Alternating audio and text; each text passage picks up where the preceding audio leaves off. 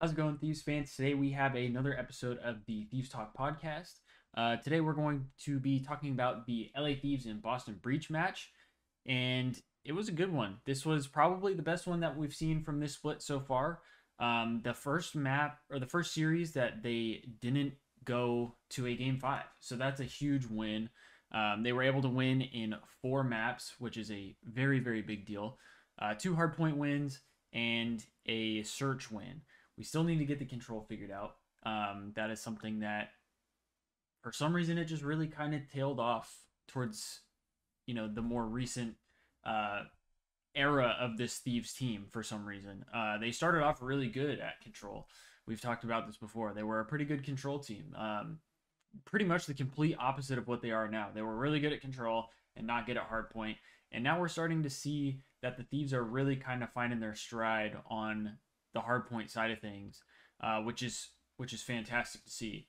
But yeah, this was the match that the Thieves had during the watch party in LA. I was able to go to that. It was a lot of fun. I've said it before, but I really do think if you are in the LA area, that I strongly suggest trying to go to one of those if you are a Thieves fan. Even if you're not, even if you're just a Call of Duty fan, I still think it's worth it to go.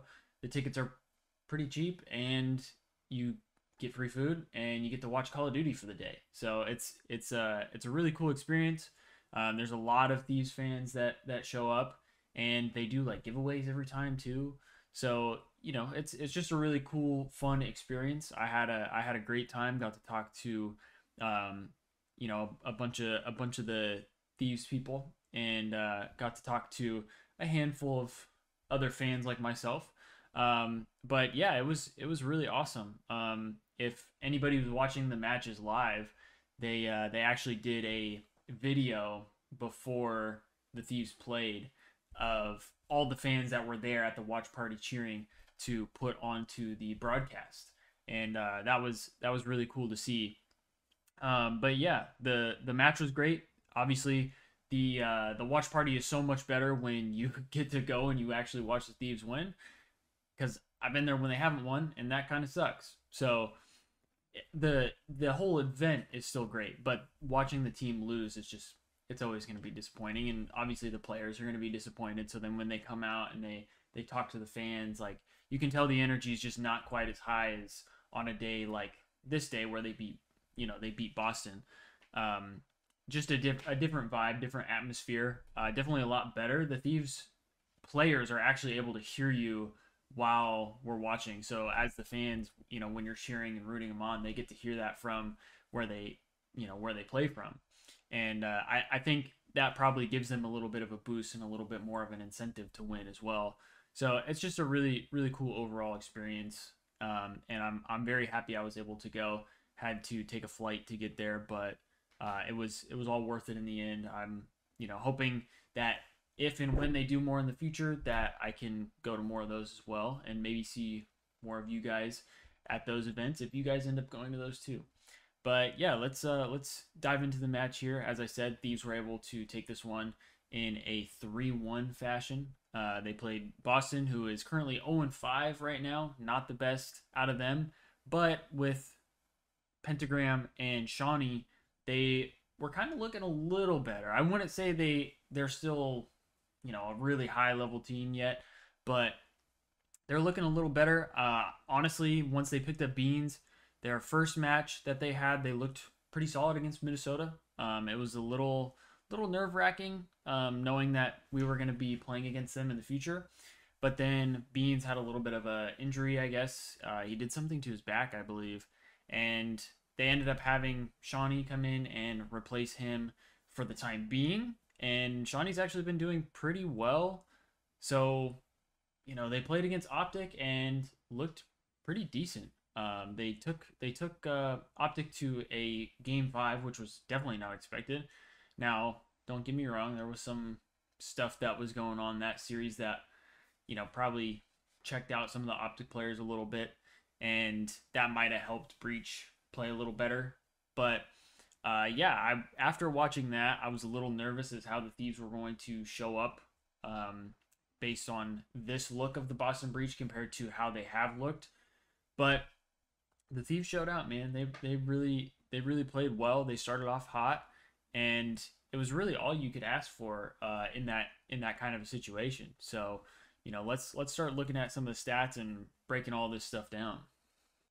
So, as we said, these were able to win it 3-1 for four maps. Four maps. They got it done in four maps, which is something they have not done so far this split. So that's a big plus on this match. Pentagram, I mean, had an insane series. Only guy on the breach to be positive with a 1.35 KD, plus 25 or plus 23. Sorry. I mean, dude, I don't know what got into him, but maybe it's because he used to be a sub player for the Thieves, and this was kind of his get back game. I don't know, but he had a really good series. But the rest of them were all negative. Priesta had a little bit of a tough one overall, minus 15. And then from the Thief side of things, Ghosty had himself a series. Man, he was on one. It was really impressive. A 1.42 KD overall, a plus 27 plus minus, and 16k damage, the most out of the whole lobby. Like, dude was shooting nukes. It was crazy. 91 overall kills is insane, man. Like, that's he was coming different that day. Uh, Joe and Kremp had a little bit of a slower series, both minus 12 and 13, and then Nasty was able to break even. Now, going into the map one, as you can see here, the Thieves won this one 250 to 123. It's a 6-star hardpoint, something that, I mean, at this point, the Thieves look really good on. This is probably their best hardpoint map, if I had to say. And, I really don't know what it is necessarily, but they look really good on 6-star. Obviously, there hasn't been any changes yet when it comes to the CDL side of things, but I know that Call of Duty made some changes to 6-star and the hard points and the hill locations and all that kind of stuff. So I'm hoping that after this event, that doesn't kind of mess up the flow of the Thieves and how they've been playing on this hardpoint map, because it's starting to be their best hardpoint map by a long shot. And I really don't want to see the Thieves lose a map that they're really good at. So hopefully that doesn't happen. But for the time being, this is their best hardpoint map. I think any chance the Thieves get to play 6-star, you absolutely have to take it, because I mean they look so freaking good on it, man. Like 250 to 123, they started off insanely hot. Ghosty with a plus 12 on the first map, man. Like, I don't know, any chance you get to play this map, we gotta play it as a hardpoint. Um, Pentagram, again, the only one to go positive from the breach. Everybody else was negative for them. And then everybody on the Thieves was either even or positive. Joe Deceives was the only one that broke even at 19 and 19. Nasty 2014, Kremp 23 and 17, and Ghosty 27 and 15, as we said. For almost 5k damage out of Ghosty. I mean, he's obviously getting a lot of kills, but then being able to do that much damage in general, because we've seen times where, like, Nasty will get a bunch of damage, but he won't get a lot of kills, but then maybe somebody else will do less damage and they get a lot of kills. So it's kind of like they're picking up the trades that, Nasty's not able to finish the kill on, or anybody's able to finish the kill on. But, I mean, right here, if he's getting 5k damage, I mean, he's dealing damage for everybody else and still getting what he's getting. So that's really impressive from Ghosty. I think that helps the team, play a lot faster. They just look really confident on 6-star. And I mean, dare I say it, is it the new Thieves Gavutu right now? Is this the closest thing that Thieves have to a Gavutu? Don't Chalice on 6-star? I mean, I don't know. It might be too early to say. But Thieves take map 1, 250 to 123. Map 2, we take this one 6-5. This one was fairly back and forth, I would say. As we can see here, Thieves had 6 first bloods, and the Breach had 5 first bloods. Pentagram and Snoopy were both positive. Snoopy has been looking pretty good. I mean, dude shoots straight as an arrow, man. 13 and 7 out of him, 1.86 KD. But Ghosty, I mean, Ghosty really just, as we said, he kind of did it all. I mean, 13 and 6, 2.6 or 2.17 KD plus 7 on the map, and then Nasty you know, little behind him with 8 and 6, pretty solid. Kremp and Joe Deceives had slower maps. Joe had a really rough start. I mean, a point 0.2 is not good, but he had a really rough start. He started off, I want to say like 0-5 or something. Something with the Thieves players, man. We just start off slow on our searches, but they're still able to close out the map. On that round 11, they had a really big moment. I want to say it was Snoopy, but somebody on the breach had made it to the back lines on high rise, and we're kind of like in the spawn between, I want to say, like the pit and like into the spawn building. So they were like in that little stairway with the doors and things like that. And the Thieves were able to kind of like bait it out and then to isolate that player, get that first blood, and then go on and, kind of just wipe the rest of the breach. So that was a really smart play out of them to just make sure that, hey, we got this guy isolated. We got to make sure we kill him without, kind of messing up our flow here and, losing a player, going down in live count. And they really took advantage of it and were able to close out the map that way. Thieves also, I mean, high rise, they, for some reason, man, these guys just always get like the benefit of the doubt with the propane tank. I don't know what it is, but they're always getting propane tank kills. It seems in their favor, so I can't complain about it. I'll take it. Hopefully, it keeps going in that direction that we keep getting the benefit. But it sometimes it helps us out, and then other times it doesn't really do too much, affecting like the outcome. Like sometimes we still lose the round. It is what it is. But every now and then, man, you'll get like whether it's one or two, and the Thieves end up taking the round, and it helps us out a lot. So it's kind of funny. The map 3, as we said, control, still really not the Thieves thing. They just, I don't know. I don't know what it is. I don't know if it's just invasion. Like, I don't know if they look better on invasion in their scrims, but they have not looked good on control. And I think if they can get it up to pretty much like a 50-50 game mode, I think there's a good chance that the Thieves will jump into like a top 4 team, because right now with their hard points are looking pretty good. It's the best they've looked all year, without a doubt. And their searches are pretty solid. They're winning a good portion of their searches. They're doing a lot better job of closing out matches or search matches, I should say, and like getting first bloods and taking advantage of that. They're also not like losing, man advantage situations as much as they were before. So there's a lot of things that I think have been, I don't want to say fixed, because it's still probably a little too early to say fixed for sure. But it looks like they've got a better understanding of how to handle a lot of those situations, and they're doing it at a much better clip than what they were before. Whereas with this control, they still just can't get it dialed in quite yet. Again, like I said, I don't know if it's a map thing. Maybe they need to start playing different maps. Like maybe they need to try and go back to high rise more. Maybe, I don't know. I really don't. But yeah, they just didn't look great here. Pentagram went insane on this map, a 2.46 KD with 32 kills. I mean, they couldn't kill him. It was crazy what he was doing on the map. Everybody on their team positive, and Nasty was the only one positive for the Thieves. Everybody else was negative, with Kremp being the most at -11, and then Ghosty -7, and Joe Deceives -6. Like I said, really just not a great showing from us. There's something that they have to kind of rework, or they have to work on just a little bit, I think, in order to kind of get back to where they were with the control. And I think if they can get even close to that, they are going to look a lot better overall as a team, because as of right now, this control swing mode is like almost a guaranteed loss, it feels like at times.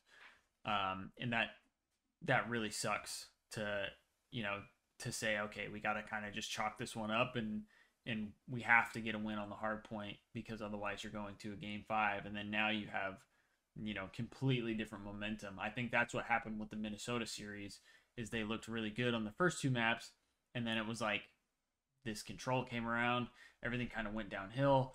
And then from there, Rocker was just able to kind of catch that momentum. And as we've said before, Call of Duty is a huge momentum game. So once they catch that momentum, it's really hard to stop.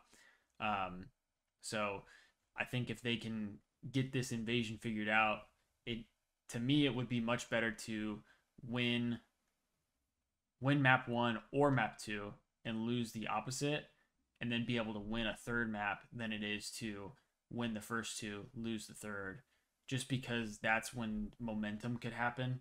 Um, maybe that's a bad take, but I just feel like you can kind of create momentum as the series goes on.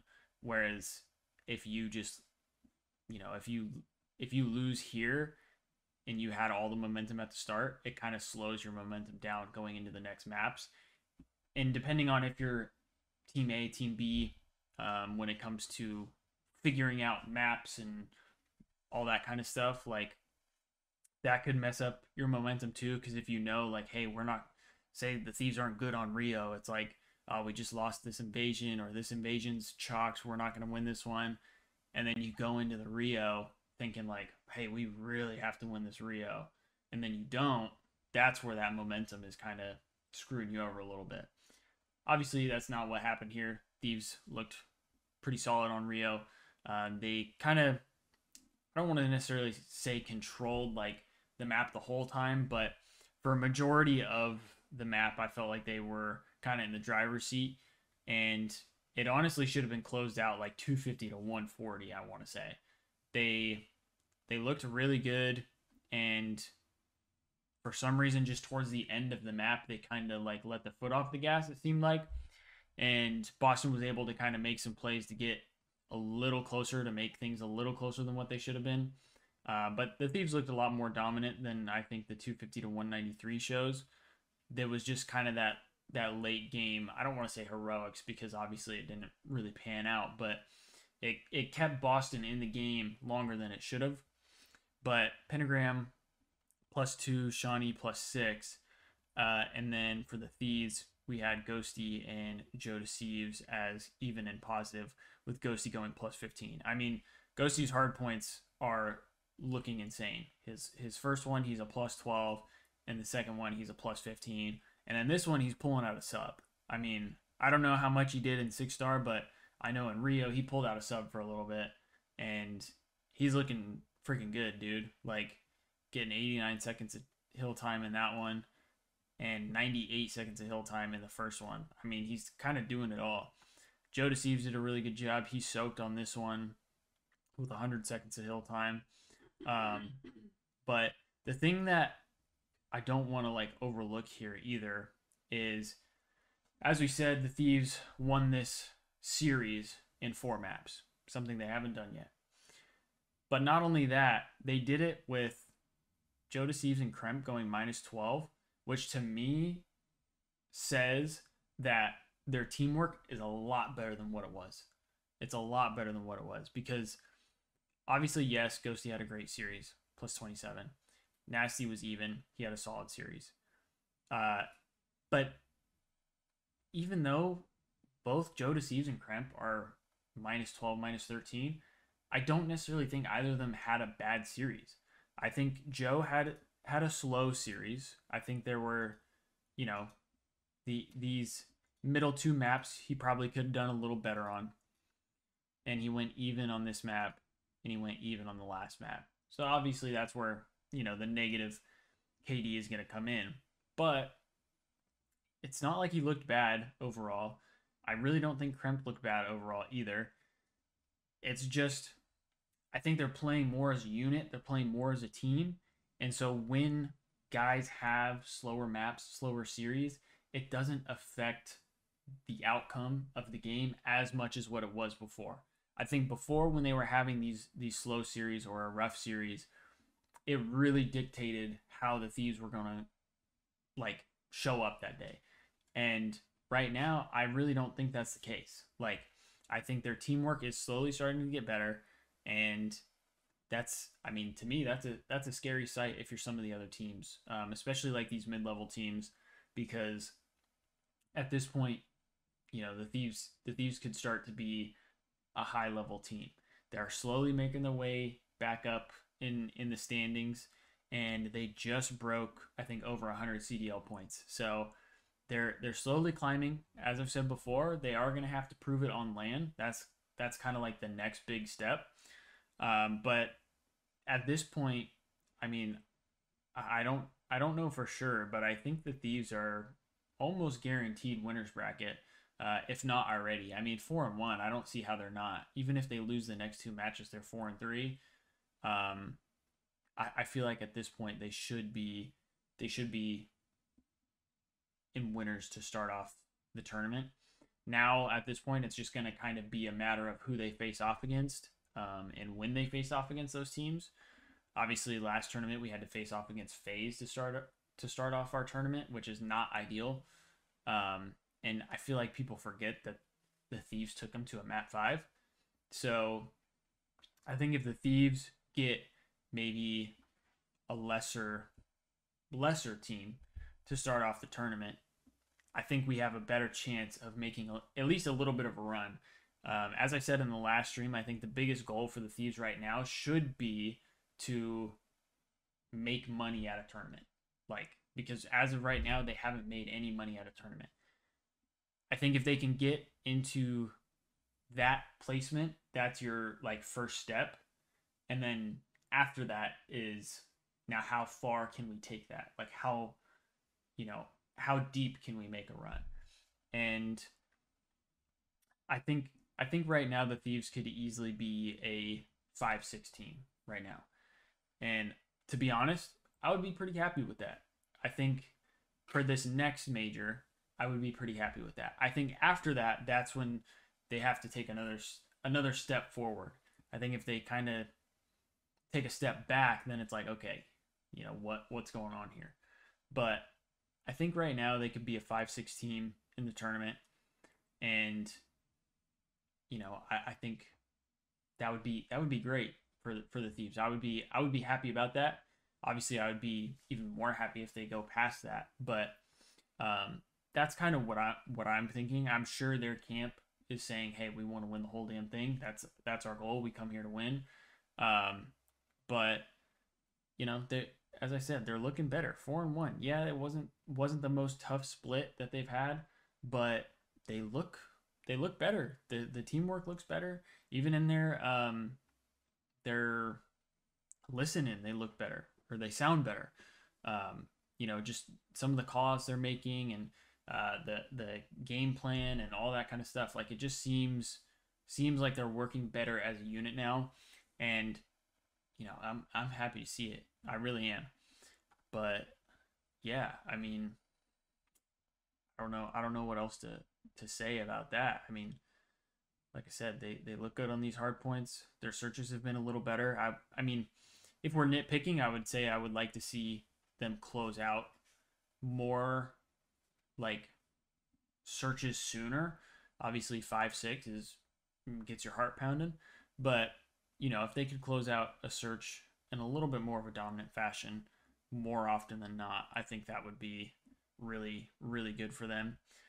But I mean, next week we got, or this coming week, I should say, we have Thieves and Surge, and then the last match of qualifiers, I believe. Yeah, last match of qualifiers. Thieves and Optic. I mean, this one's going to be a good one.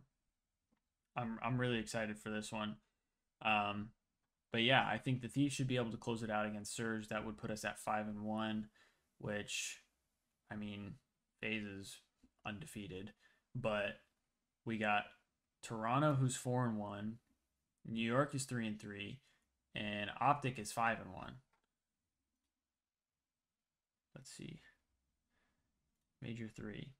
Let's look at these major 3. So yeah, I mean, right here, Thieves are the fourth. Statistically, they are the fourth best team right now in Major 3. I think Surge, with some of their additions, they look better. They look a little better. I think this will be a better test than what I originally thought. So I am excited for this match too, but this will be, I think, the really big one when they play Optic. Because if the Thieves are able to beat Optic, I mean that's a big step in the right direction. Like that should be a huge confidence and momentum boost, especially going into a tournament. Um, Obviously, I'm not gonna hold my breath, but that would be really big. And then, if the Thieves are able to beat Surge, that's just gonna put them that much more ahead of them in the standings in general. Because the Thieves are tied with them right now when it comes to points. So any win the Thieves can get over Seattle, just gonna propel them up, which would be fantastic. So, uh, yeah, I mean that's kind of what we're looking at coming up. But you know, outside of that, there's really not too much going on. We got the major coming up in about 2 weeks, May 16th through the 19th. That'll be my birthday. So hopefully Thieves can make it to Sunday so I can watch them on my birthday. That would be awesome. Do I think it's going to happen? Maybe not yet, but I would be really happy if they did. So a boy can dream. You know, I can dream. But I think that's going to do it for the episode today. You know, as we said, it was a really good match this past weekend. I'm excited for the upcoming ones. We only got 2 more before the tournament, and after that there will be a little bit of a downtime, which I'm sure will be kind of boring because there's not going to be too much to talk about. Um, but yeah, I'll have another one of these up next weekend or after next weekend, and I will do another one when I come back from going home for my birthday because I will be back in California for my birthday. So when that's done and I'm back home, I will do another video on the entire event and talking about all that kind of stuff. And then that's when we'll have that little bit of a break before we go into Major 4 qualifiers. But yeah, if you guys enjoyed the video, please hit that like and subscribe button. And I would strongly suggest checking out the video that I did with Ghosty if you have not done that already. We just talked about Call of Duty and his time as a professional player. And yeah, I think that's about it. Like I said, like, subscribe, follow Thieves Talk on Twitter if you want live updates during the matches, and yeah, that's about it. I hope to see you guys next week, and hope you guys have a good rest of your day, your week, your evening, whatever. See you guys.